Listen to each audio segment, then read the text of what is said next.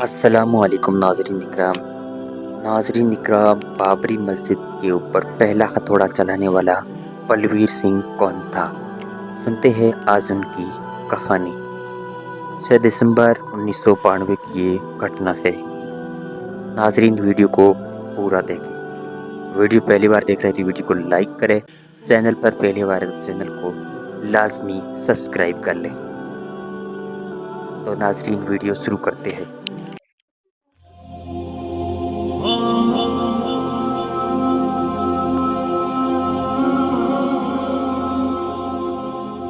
دوستوں، آج ہم آپ کے لیے ایک ایسی سچی داستان لے کر آئے ہیں جس کو سننے کے بعد یقیناً آپ کہیں گے اللہ کا شکر ہے میں مسلمان ہوں۔ ہم کچھ ایسے راز بھی آپ کو بتائیں گے جن پر پردہ ڈالنے کی پوری کوشش کی گئی۔ بابری مسجد پر پہلا ہتھوڑا مارنے والے بلویر آخر کیسے مسلمان بن گئے؟ مسجد کی شہادت کے بعد آخر انہوں نے ایسا کون سا وعدہ کیا جس کو آج تک ہی پورا کر رہے ہیں؟ اور یاد رکھیں، ہم بلویر سنگھ کی پوری کہانی انہی کی زبانی سنائیں گے۔ دراصل بلویر سنگھ جو اب محمد عامر کے نام سے جانے جاتے ہیں، انہوں نے 2017 میں ممبئی مرر کو بتایا تھا کہ میری پیدائش پانی پت کے ایک گاؤں کے راجپوت گھرانے میں ہوئی۔ میرے والد دولت رام اسکول ٹیچر تھے۔ پارٹیشن کا درد دیکھتے ہوئے میرے والد مسلمانوں کی حفاظت کے لیے اپنے ایریے میں کام کرتے تھے اور مجھ سے اور میرے 3 بھائیوں سے بھی یہی چاہتے تھے۔ پھر 10 سال کی عمر میں گاؤں چھوڑ کر اپنی فیملی کے ساتھ پانی پت شہر آ گیا۔ یہاں آ کر شیو سینا جوائن کی اور ساتھ میں بھائیوں کے ساتھ گھر کا کام کاج سنبھالنے لگا۔ ہمارے آس پاس کا ماحول ایسا تھا کہ ہر برے کام کو مسلمانوں سے جوڑا جاتا تھا۔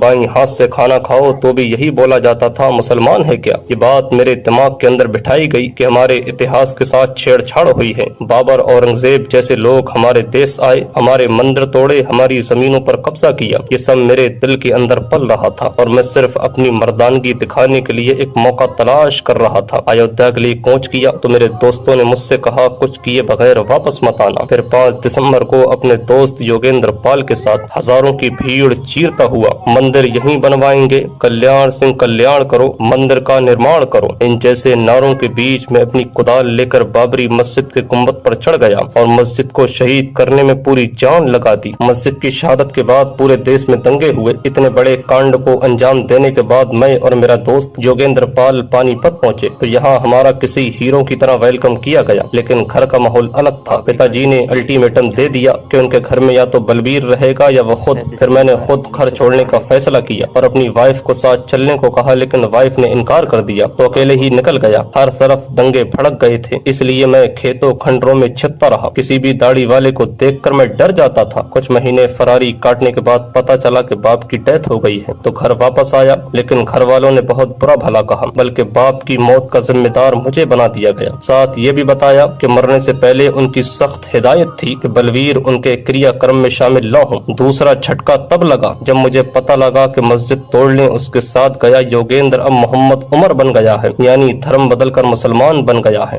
اس کانڈ اور اس کے بعد بھڑکے دنگوں کی وجہ سے یوگیندر کا دماغ خراب ہو گیا تھا۔ اس کو ہمیشہ لگتا تھا کہ اس نے پاپ کیا ہے، جس کی وجہ سے وہ پاگل ہوتا جا رہا ہے۔ پھر تقریباً 6 مہینے بعد جون 1993 کو میں سونی پت مولانا کلیم صدیقی، جنہوں نے یوگیندر کو کلمہ پڑھایا تھا، مولانا سے کہا کہ مسجد گرانے میں میرا بھی ہاتھ تھا، لیکن میں بابری مسجد کے بدلے اور مسجدیں بنواؤں گا۔ مولانا صاحب نے کچھ دن مجھے مدرسے میں بتانے کے لیے کہا۔ پھر کچھ مہینوں کے بعد میرا نام بلویر سے محمد عامر ہو گیا۔ پھر کچھ مہینوں بعد میری وائف بھی مدرسے آئیں اور اس نے بھی اسلام کا کلمہ پڑھ لیا۔ ناظرین ویڈیو کو لائک کریں، چینل کو سبسکرائب کریں، پھر ملیں گے دوستوں، اگر آپ کو ہماری محنت پسند آئی ہو تو ویڈیو کو لائک اور سبسکرائب ضرور کریں۔